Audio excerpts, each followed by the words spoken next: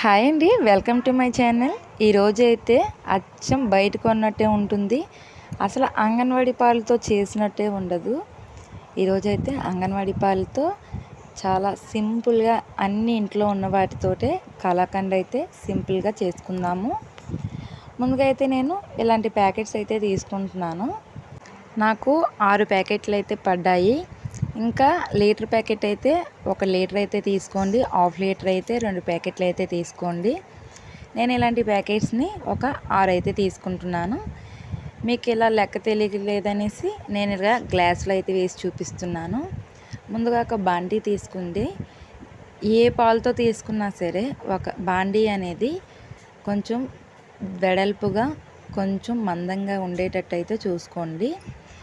నేనైతే ఫస్ట్ ఒక గ్లాస్ అయితే వేసాను కదా, ఇప్పుడు ఇంకో గ్లాస్ అయితే వేస్తున్నాను, మళ్ళీ ఇంకో గ్లాస్ అయితే వేస్తున్నాను. అంటే నా మొత్తం ఒక 3 గ్లాసెస్ అయితే తీసుకున్నాను.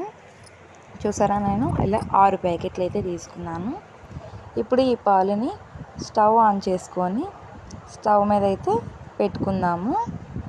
చూసారా, ఒక 5 మినిట్స్కి ఇలా పైన కొంచెం బుడకలుగా వచ్చాయి. ఇప్పుడు అడుగంటకుండా చక్కగా కలుపుతూ ఉండండి. చూసారా, మిగడ అనేది తేలుతుంది.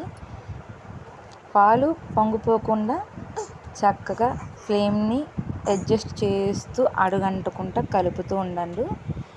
పొంగిపోకుండా దగ్గరే ఉండి చూసుకోండి. చూసారా, ఇలా వెడల్పుదైతే మనకి పొంగిపోకుండా సింపుల్గా కలుపుకోవడానికి కొంచెం సులువుగా ఉంటుంది.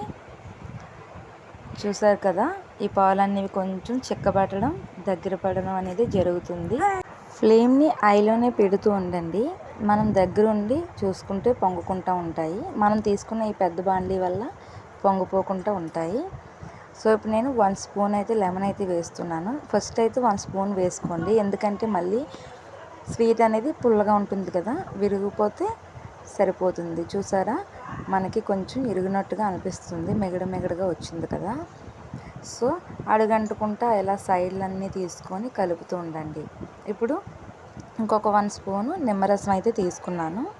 నాకు మొత్తం 2 స్పూన్స్ నిమ్మరసం అయితే పడింది. మీకు ఇంకా పాలు విరగలేనట్టుగా ఉంటే ఇంకొక 1 స్పూన్ అయితే యాడ్ చేయండి. చూసారా, చివర్లు ఇలా తీస్తూ చూడండి. చూసారా, మనకి హాఫ్ క్వాంటిటీ వరకు అయితే పాలు అనేవి వచ్చేసాయి. కొంచెం పోసగా వచ్చింది కదా. ఇప్పుడు 1 కప్పు షుగర్ కానీ బెల్లం కానీ వేసుకోండి. ఇలాంటి కప్పులు ప్రతి ఇంట్లో ఉంటాయి కదండి, పింగాణీ కప్పులు. సో నేను 1 కప్పు షుగర్ అయితే తీసుకున్నాను. ఈ ప్లేస్లో బెల్లం కూడా తీసుకోవచ్చు. 1 స్పూన్ ఇలాచీ పౌడర్ కూడా వేసుకోండి. చాలామందికి ఇలాచీ పౌడర్ అంటే తెలియదు, యాలకుల పొడి అండి. చూసారా, నేను కలుపుతున్నట్టుగా కలుపుతుంటే కొంచెం మెత్తగా పోసుగా అయితే వస్తుంది. ఇలా ఈ కన్సిస్టెన్సీ వచ్చినప్పుడు 1 స్పూన్ నెయ్యి వేసుకొని ఇలా స్మాష్ చేసుకుంటే కొంచెం దగ్గర పడ్డాక స్టవ్ అయితే ఆఫ్ చేసుకోవడమే. ఇప్పుడు ఏదైనా ఒక బాక్స్ కానీ ఒక స్టీల్ బాక్స్ కానీ ఏదైనా తీసుకొని గీ అయితే అప్లై చేసి ఉంచుకుందాము. గీ అప్లై చేస్తే మనం తీసుకున్నప్పుడు కొంచెం వీలుగా అయితే వస్తుంది. సో మనం చేసుకున్న ఈ మిశ్రమాన్ని మొత్తం ఒక బాక్స్లో అయితే వేసి లెవెల్గా చేసి పూర్తిగా చల్లారనివ్వండి. పైన మనకు నచ్చిన డ్రై ఫ్రూట్స్ ఏమైనా స్ప్రింకిల్ చేసుకోవచ్చు. నేనైతే ఇక్కడ బాదం అయితే వేస్తున్నాను. ఈ ప్లేస్లో మీరు ఏదైనా జీడిపప్పు అయినా పిస్తా పప్పు అయినా ఏదైనా డేట్స్ అనేవి అయితే వేసుకోవచ్చు.